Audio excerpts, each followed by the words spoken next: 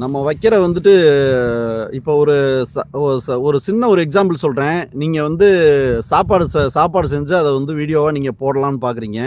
அதுக்கு தம்ப்நெயில் வந்து எடிட் பண்ணி எப்படி வைக்கணும் அப்படின்னு சொன்னால், சாம்பார் வைக்கலாம்னு ஆசைப்பட்டேன். இப்படி நடக்கும்னு நான் எதிர்பார்க்கவே இல்லை அப்படின்னு சொல்லி தம்ப்நெயில் வைக்கணும். ஆனால் உள்ளே வந்தால் நார்மலாக சாம்பார் வச்சுட்டு நீங்கள் சாப்பிட்டுட்டு, ஆகா சாம்பார் சூப்பராக இருக்குது அப்படின்னு சொல்லிட்டு அவங்க சொல்கிற மாதிரி அதில் நீங்கள் அந்த தலைப்பு வச்சுருக்கீங்க பார்த்தீங்களா, அந்த தலைப்புக்கு ஏற்ற மாதிரி உள்ளே வந்து ஒரு சென்டென்ஸ் மட்டும் பேசினா போதும். சாம்பார் வைக்கலான்னு எதிர்பார்த்தேன், ஆனால் இந்த அளவுக்கு சாம்பார் சூப்பராக வரும்னு நான் எதிர்பார்க்கல. சாப்பிட்டுட்டு எல்லா பேரும் நல்லா இருக்குன்னு சொன்னாங்க. அப்படிங்கிற மாதிரி நம்ம தலைப்புக்கும் அதுக்குள்ளே நம்ம ஏதாவது ஒரு சென்டென்ஸு மேட்சிங்காக பேசுகிறதுக்கும் கரெக்டாக இருந்துச்சு அப்படின்னு சொன்னால் யூடியூப் வந்து ஒன்றும் பண்ணாது. சரிங்களா?